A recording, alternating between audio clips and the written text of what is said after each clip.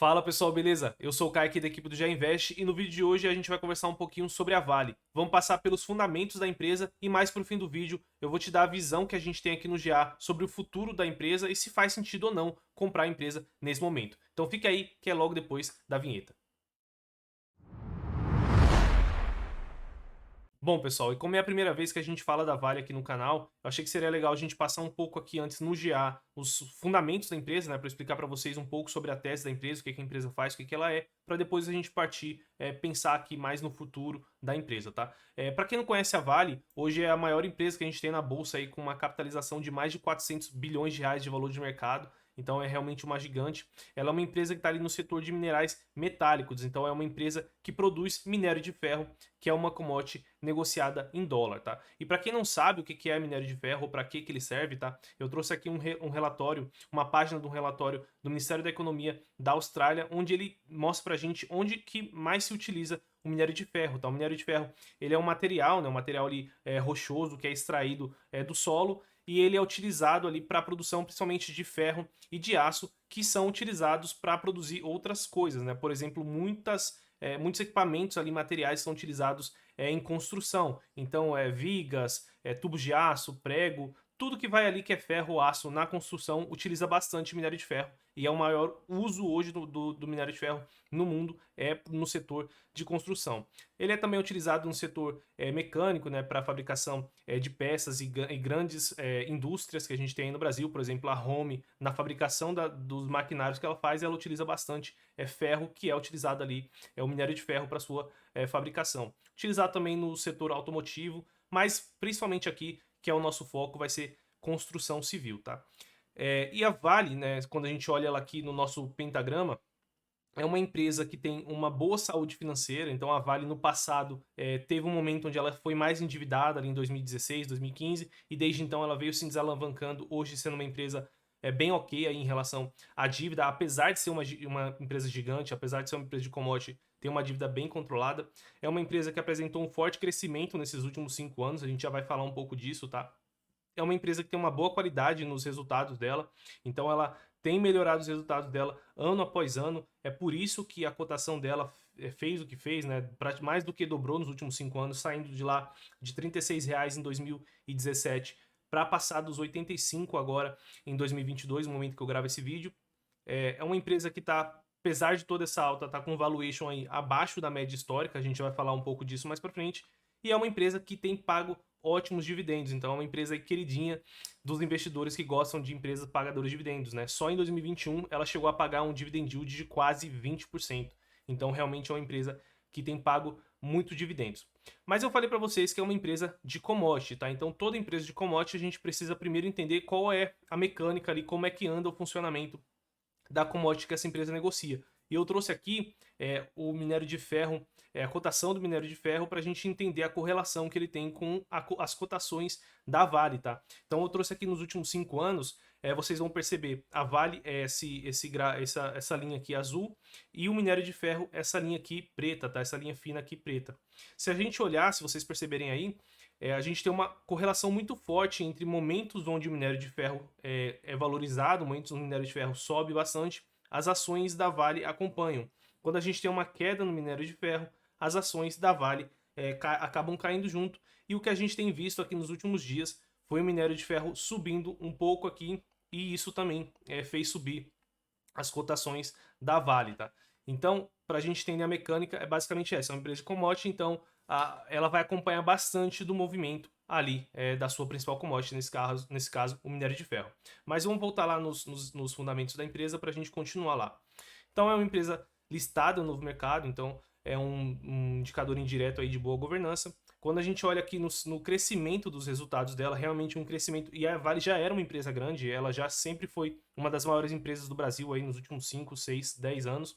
E conseguir crescer a receita mesmo assim, 15% ao ano, é um resultado muito positivo. Mas quando a gente olha o crescimento de lucro, cresceu muito mais, tá? Então a empresa teve um crescimento de lucro de 42% ao ano, mesmo já sendo uma empresa gigante e ganhando eficiência. Ou seja, quando a empresa ela cresce o lucro dela, o lucro líquido, mais do que a receita, quer dizer que ela teve um ganho de eficiência. Ou ela reduziu o custo, ou ela conseguiu controlar as despesas ali e ganhou eficiência, que fica claro quando a gente desce um pouquinho aqui e olha principalmente as margens dela, né? Quando a gente olha aqui, a margem líquida principalmente saiu lá de 2016 de 14% e a gente chegou agora em 2022 uma margem líquida de 45%. Então a empresa realmente ganhou muita eficiência nesses últimos 5 anos e isso foi refletido nas cotações, tá?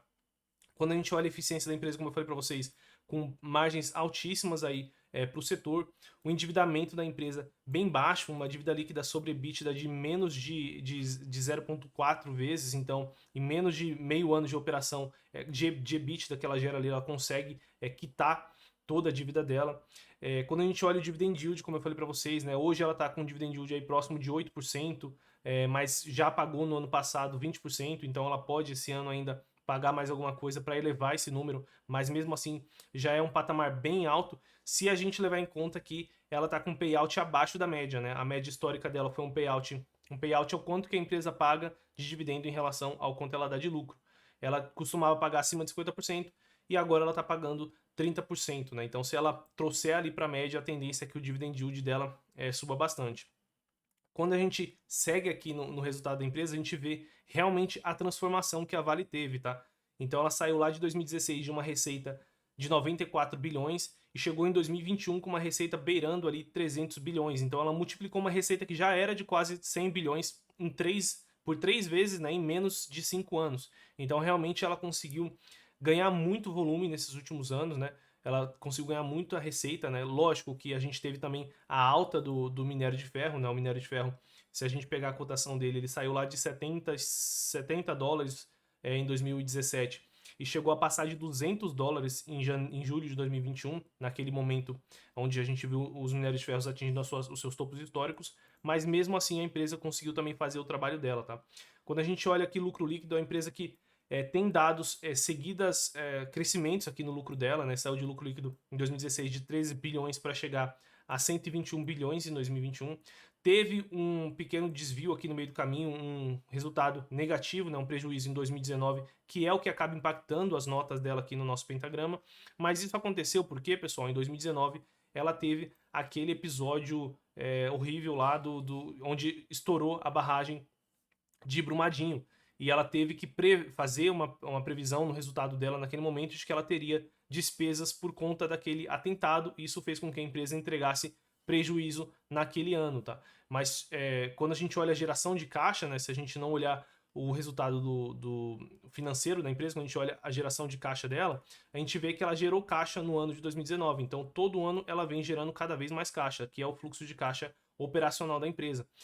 Gerando 39 bilhões em 2017, 47 bilhões em 2018, vem crescendo bastante, né? Só em 2021 ela gerou 136 bilhões de caixa operacional, né? Isso é muita coisa, né? A Vale teria em 2021 ela conseguiria comprar o Santander à vista se ela quisesse, só com a geração de caixa de tanto dinheiro que ela gerou. Ao mesmo tempo que ela vem reduzindo a dívida dela. Então, se a gente olha, a alavancagem da empresa vem caindo ano após ano, né? E a dívida líquida saiu de 81 bilhões lá em 2016, quando ela dava menos resultado, e hoje está 37 bilhões, ela dando muito mais resultado do que lá em 2016. E aí não tem jeito, né, pessoal? Quando a gente olha uma empresa que conseguiu crescer receita, conseguiu crescer lucro, conseguiu ganhar margem, conseguiu pagar dividendo, conseguiu gerar caixa, né? Tudo isso, quando a gente olha, a cotação dela sobe bastante, né? Então aqui a gente tem um gráfico que mostra a cotação acompanhando o lucro da empresa, né? No longuíssimo prazo, a cotação sempre vai acompanhar os resultados da empresa. Então ela saiu lá de um lucro líquido de 13 milhões em 2016 e chegou agora a mais de 100 bilhões em 2022 e a cotação dela de 2016 saiu de R$17 para mais quase 80 aqui a cotação média nos últimos 12 meses em 2022.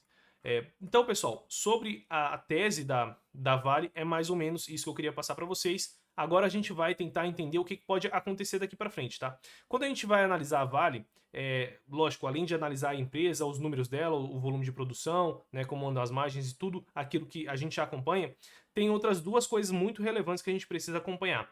O primeiro, eu já mostrei para vocês, que é o minério de ferro, né, como que está a precificação no mercado internacional, se está subindo bastante, se tem caído, qual a expectativa daqui para frente, né? Então a gente já consegue ver que nos últimos dias o minério de ferro tem subido bastante e tem levado aqui as cotações da Vale para frente. Mas tem um segundo fator muito relevante quando o assunto é Vale, quando o assunto é minério de ferro, que é China, tá? E consumo de China.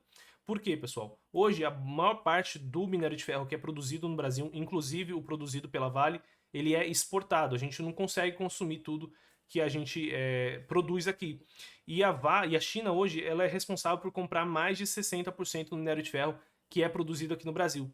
Então, mais ou menos ali, 60% de todo o minério de ferro que a Vale produz hoje, teoricamente, se direciona principalmente à China. Então, o consumo da China, e principalmente o consumo do mercado de construção civil da China, é o que vai determinar o aquecimento ali e a demanda pelo minério de ferro. É o que vai fazer com que o minério de ferro suba ou caia aqui, pelo menos no médio prazo, tá? No curto prazo pode acontecer algumas outras questões geopolíticas que impactem, mas o impacto no longuíssimo prazo é consumo e principalmente consumo chinês. E o que aconteceu nesses últimos dias que fez com que o minério de ferro saltasse aqui e tivesse crescido cerca de 10%, né? Se a gente pegar aqui a regrinha no TradingView, a gente consegue ver que o minério de ferro nesses últimos dias saltou cerca de 35%, na verdade, desde a mínima dele, que atingiu ali em novembro. Isso aconteceu porque a gente tem tido notícias vindas da China, né, que tem animado o mercado como um todo, tá? Então, o mercado tem esperado que a China vai começar a flexibilizar as medidas de Covid-0 que eles tomaram ao longo de 2022 inteiro. Ao longo de 2022 inteiro, quando a maior parte do mundo aqui, principalmente o Ocidente, a gente já estava vivendo praticamente vida normal, né, sem lockdowns, as pessoas sem máscaras aqui no Brasil, em toda a América do Norte e América Latina, a China ainda estava com restrições de Covid fortíssimas, tá? Isso derruba o consumo deles, né? A gente pode ver que caiu bastante o minério de ferro desde o pico lá em julho de 2021, mas principalmente desde o início de 2022, quando a China começou a aplicar essas medidas mais pesadas contra o Covid, né? Inclusive fazendo, pelas notícias que chegam pra gente, tem feito lockdowns meio que forçados, impedindo pessoas de saírem de casa, impedindo funcionários de saírem das empresas. Isso começou uma série de protestos lá na China, mas durante o meio e o fim de novembro, das pessoas começando a pedir para voltar à vida normal, né? Voltar a consumir, sair de casa, sair das empresas, sair desses confinamentos forçados. E isso forçou, ao que parece, o governo a começar a flexibilizar esses lockdowns e também começou o mercado a acreditar que essas medidas do governo vão durar menos do que inicialmente se acreditava. Então o minério de ferro já começou a responder a esse otimismo do mercado, né? Então o minério de ferro já começou a subir, como eu mostrei para vocês aqui, cerca de 30%. E a Vale começou a acompanhar junto, justamente porque o mercado chinês ele realmente é muito relevante para o minério de ferro, tá, pessoal? Bom, então, dito tudo isso, né, eu falei para vocês sobre a tese da Vale, né, como a empresa ganha dinheiro, o que aconteceu com ela nos últimos 5 anos, por que a cotação dela subiu bastante. Foi uma mistura de alta de dólar com alta do preço das commodities e também a empresa ficou melhor sim, reduziu a alavancagem, investiu melhor, vendeu operações que não faziam sentido para ela e começou a ter uma lucratividade melhor e aí a cotação subiu. A gente entendeu aqui qual é o momento da empresa, essa questão da China, essa reabertura da China que trouxe aí um otimismo para o minério de ferro. E agora a dúvida é se faz sentido ou não a gente comprar ações da Vale nesse momento. Só lembrando, pessoal, que esse vídeo aqui não é uma recomendação de investimentos. Se você quiser saber todas as nossas recomendações, é só você se tornar assinante Pro no link que eu vou deixar na descrição desse vídeo. Inclusive, uma das recomendações que a gente fez foi na compra de Vale próximo ali desse fundo aqui que a gente enxergou em novembro de 2021, tá? De lá para cá, se a gente pegar aqui e traçar a régua aqui no gráfico, a gente vê que a empresa deu um retorno ali de quase 40%, já contando com dividendos. Então, naquele momento ali em novembro de 2021, quando a gente viu que o minério de ferro estava realmente num valor muito baixo, a empresa estava gerando muito caixa, né? A Vale estava gerando muito caixa, e o minério de ferro realmente com pessimismo excessivo, a gente enxergou bastante margem de segurança para comprar naquele momento, acabou recomendando a compra lá na nossa carteira de dividendos, né? Inclusive a empresa pagou bons dividendos de lá para cá, acho que cerca de 10% para quem comprou naquele momento ali em novembro de 2021. E nesse momento agora, né, que eu gravo esse vídeo, que é dezembro de 2022, a gente não enxerga mais essa margem de segurança, tá, pessoal? Claro que vocês podem sim comprar aí, cada um tem a sua carteira, tem o seu perfil, podendo comprar um pouquinho, sendo uma posição menor ali no seu portfólio, entendendo o que você está fazendo, você pode comprar sim, não teria problema, mas na nossa visão, essa margem de segurança, principalmente devido a essa pernada recente aqui de alta do minério de ferro que puxou as ações da Vale, acabou tirando aí boa parte da margem de segurança que a gente enxergava na Vale. Então a gente mantém na nossa carteira, a Vale está lá na nossa carteira de dividendos, mas a gente nesse momento não está comprando Vale e está comprando outras empresas para a nossa carteira de dividendos. Se você quiser saber quais são essas empresas, é só você se tornar assinante Pro e ter recomendações como essa que a gente deu para Vale para os nossos assinantes em novembro de 2021. Beleza, pessoal? Se vocês gostaram desse vídeo, não se esqueçam de se inscrever no canal para vocês não perderem os nossos próximos conteúdos. Deixa o like para ajudar a gente a chegar a mais pessoas e até o próximo vídeo.